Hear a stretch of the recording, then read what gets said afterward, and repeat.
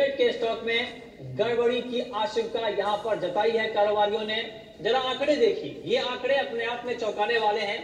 4 जनवरी को यानी शुक्रवार को एनसीडीएक्स के जो मान्यता प्राप्त वेयर हाउस है, जो एमसीसीएल से मान्यता प्राप्त है, जो कि ग्रुप कंपनी है एनसीडीएक्स की, 4 जनवरी शुक्रवार को डीमेट में 1094 टन जीरे का स्टॉक था। 7 जनवरी को सोमवार को अचानक ये बढ़कर 1436 टन के स्तर पर पहुंच गया और फिर 10 जनवरी को ये घटकर 891 टन के स्तर पर आ गया।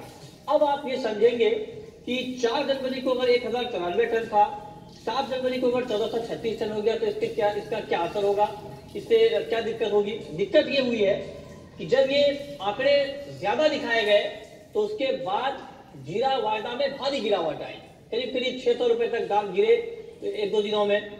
और उसके बाद कारोबारियों को बड़ा नुकसान हुआ और सिर्फ कारोबारियों को नहीं बल्कि जो लोग फिजिकल ट्रेडर है, जो किसान है, जब किसान मंडी में अपना माल बेचने आए तो उन्हें भी घाटे में अपना माल बेचना पड़ा।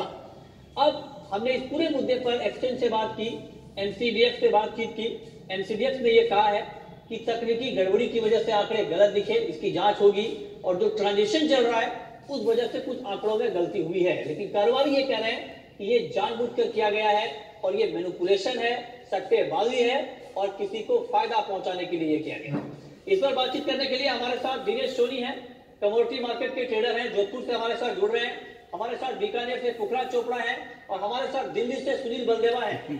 आप तीनों का बहुत बहुत स्वागत है। दिनेश सोनी जी, आपको ऐसा क्यों लगता है कि 4 जनवरी को अगर 1094 टन का स्टॉक था और 7 जनवरी को ये बढ़कर 1436 टन का हो गया तो इसमें गड़बड़ी हुई होगी? सर, ये जानबूझ के किए गए मैनिपुलेशन एक्सचेंज को हमने कई बार इस बारे में शिकायतें की है, पर एक्सचेंज इस पे कोई ठोस कार्रवाई नहीं कर पा रहा है। पता नहीं इनकी क्या मजबूरी है। अभी भी है ना, जैसे एकदम से जो नहीं दिनेश जी, आप पूरा मामला समझाएं, आप पूरा मामला बताइए कि हुआ क्या है और जब ये स्टॉक ज्यादा दिखाया गया डीमेट में तो उसका कीमतों पर क्या असर रहा, कितना नुकसान हुआ, ये पूरा मामला जरा हमारे दर्शकों को आप एक बार समझा दें, फिर हम चर्चा को आगे बढ़ाएंगे। सर, 4 जनवरी को 1094 टन बोर्ड में स्टॉक था डीमेट के अंदर और 2088 टन का ओई था। ठीक है। और 5 और 6 को छुट्टी थी और 7 को अचानक न प्रोसेस में था, सीधा जीरा आया बोर्ड के अंदर 1436 टन डीमेट में। अच्छा। और लोगों ने जब ये चेक किया कि बाजार स्पोर्ट प्राइस से 800 रुपए नीचे होते हुए भी नया डीमेट लगना बाजार में लोगों को भ्रमित किया और लोगों ने अपना माल काटा कि भाई एकदम से ये नया प्रोसेस इस दिन से कैसे आ गया, जबकि बाजार में स्पोर्ट बाजार में हाजिर बाजार में माल ऊपर बिक रहा है, फिर भी नया डीमेट लगना बाजार को भ्रमित किया गया। हाँ। अच्छा, ये पूरा मामला यही वापस सर 10 तारीख को इन्होंने अपडेट किए 891 टन डीमेट के अंदर और वही रेट है 873 तक।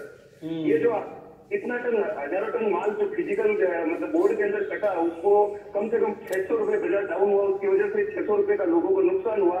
तथा हाजिर मंडियों में भी बाजार में मतलब माहौल खराब हुआ और किसानों का माल भी मतलब 600 रुपए कुंटल नीचे में नीलाम हुआ। ठीक है, ये देखिए, ये जो आपको दिनेश सोनी बता रहे हैं, ये कितनी बड़ी बात है। अगर इसकी ठीक तरीके से जांच हो और अगर ये पकड़ा जाए तो ये कितना बड़ा गोलमाल है, इसका अंदाजा आप लगा सकते हैं। आपको एक बार फिर से आसान भाषा में हम समझाते हैं। जब आपको कहीं पर दाम कम मिलेंगे, क्या वहां पर आप माल बेचने जाएंगे? नहीं जाएंगे। ये सीधा अर्थशास्त्र का सिद्धांत है कि मांग और आपूर्ति में जब गैप होता है तब कीमतों में उतार चढ़ाव देखने को मिलता है। अब जब फ्यूचर मार्केट का प्राइस स्पॉट मार्केट से नीचे है तो कोई डीमेट में अपना स्टॉक क्यों जमा करने जाएगा? जब दाम ज्यादा मिल रहे हैं तो कम दाम पे क्यों अपना माल जमा रखने जाएगा? और उसके बाद जब ये डीमेट में स्टॉक बढ़ जाते हैं तो निश्चित तौर पर ये सवाल पैदा करते हैं। लेकिन सुनील बलदेवा जी, मेरा आपसे सवाल ये होगा कि क्या ये कोई नई घटना है वायदा बाजार में, एग्री मार्केट में, या फिर पहले भी इस तरह घटना हुई है? नहीं, जैसा मैंने बताया, हम हर बार कहते रहते हैं कि एक्सचेंज में मिलकर ये मैनिपुलेशन होता है और ये सेलर को फायदा पहुंचाने के लिए हमेशा एक्सचेंज काम करती है। हम ये फरवरी 2015 में चने में भी ये हो चुका है कि अचानक से 22,000 टन माल एक ही दिन में डीमेट बढ़ गया। 22,000 टन एक ही दिन में डीमेट कैसे लग सकता है?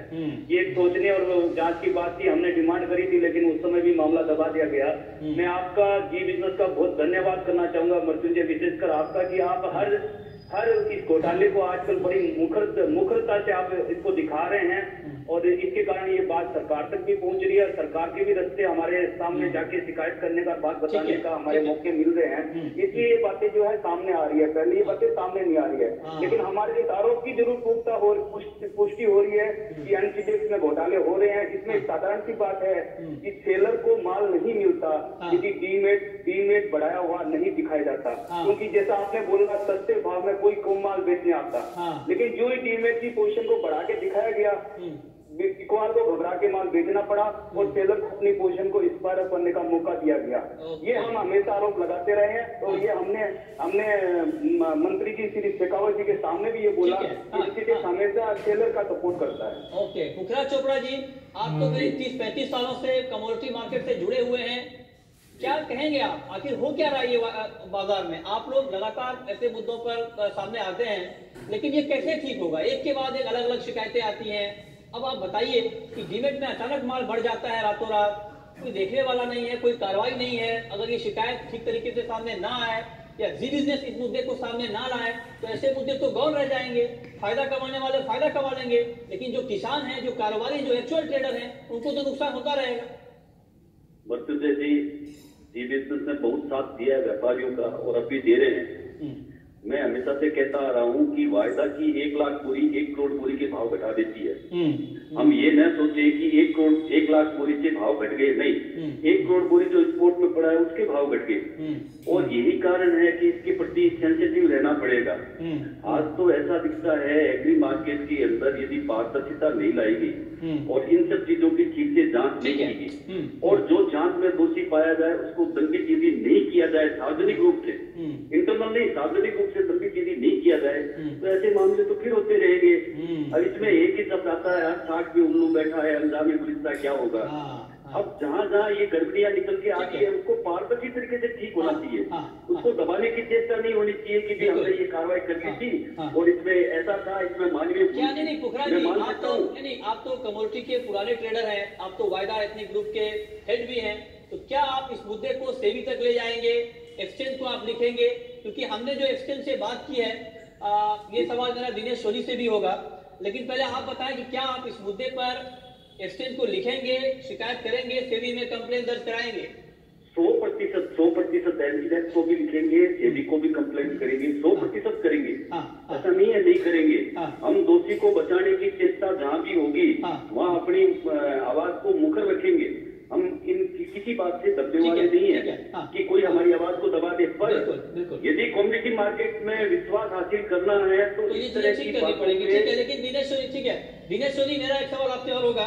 हमने इस मुद्दे पर एक्सचेंज से बात की है, एनसीडीएक्स के एमडी को हमने ईमेल किया था, उनका जवाब आया है कि तकनीकी गड़बड़ी की वजह से ये आंकड़े गलत दिखे हैं, ट्रांजिशन का पीरियड है, उस वजह से हो सकता है कि ये आंकड़े गलत रिफ्लेक्ट हुए, इसकी जांच की जाएगी और जांच में जब बात सामने आएगी तो आप तक पहुंचाया जाएगा। हमने उनसे ये भी पूछा कि आप तो जांच कर लेंगे, तकनीकी गड़बड़ी अगर मान भी लें तो, लेकिन जिन कारोबारियों का नुकसान हो चुका है उसकी भरपाई कैसे होगी? उन्होंने कहा कि इस मुद्दे पर जब कारोबारियों की शिकायत लिखित में हमारे पास आएगी तो इस पर हम विचार करेंगे। इससे आप संतुष्ट हैं? आप मानते हैं कि ये तकनीकी गड़बड़ी है? नहीं सर, ये जानबूझकर किया गया मैनिपुलेशन है और सेलर को सपोर्ट किया गया इसमें। और हम लोग है ना, अभी मंडी हमारे पदाधिकारी की मीटिंग भी हो रही है, उसमें हम बताया था इसको पूरा फॉर्मेट तैयार करके सेबी को इसको मेल करने वाले हैं। क्या आप ये बता पाएंगे? और भी सेलर संबंधित काफी शिकायतें मंडी पदाधिकारी। वो तो अलग मुद्दा है, लेकिन क्या आप कह रहे हैं कि सेलर को फायदा पहुंचाने की कोशिश की गई है? क्या इसका कोई प्रूफ है आपके पास? क्या कोई नाम बताना चाहेंगे? कौन है वो सेलर जो कमोडिटी मार्केट के सेंटीमेंट से खिलवाड़ कर रहा है? कौन है वो सेलर जो कमोडिटी मार्केट की स्टॉक को धक्का पहुंचा रहा है? कौन है वो सेलर जो कमोडिटी मार्केट की जो वायदा बाजार की जो स्टॉक है उसको पूरी तरह से नष्ट करने पर उतारू है? क्या आप नाम बता पाएंगे उसका? सर, एक्सचेंज से कोई भी चीज छुपी हुई नहीं है, एक्सचेंज के पास सब इसके सबूत है। आपके पास है क्या? आप नाम जानते हैं क्या? एक्सचेंज के मेरे को तो इसमें लगता है सर, ऐसे एक्सचेंज के पदाधिकारी भी इसमें मिले हुए लगते हैं मेरे को तो। सर, इसको सेबी को कठोरता से इसके खिलाफ कार्रवाई करनी चाहिए सर। चलिए ठीक है, बहुत बहुत शुक्रिया दिनेश सोनी आपका, सुनील बलदेव आपका, पुखराज चोपड़ा आपका, इस बड़ी खबर पर हमारे साथ जुड़ने के लिए।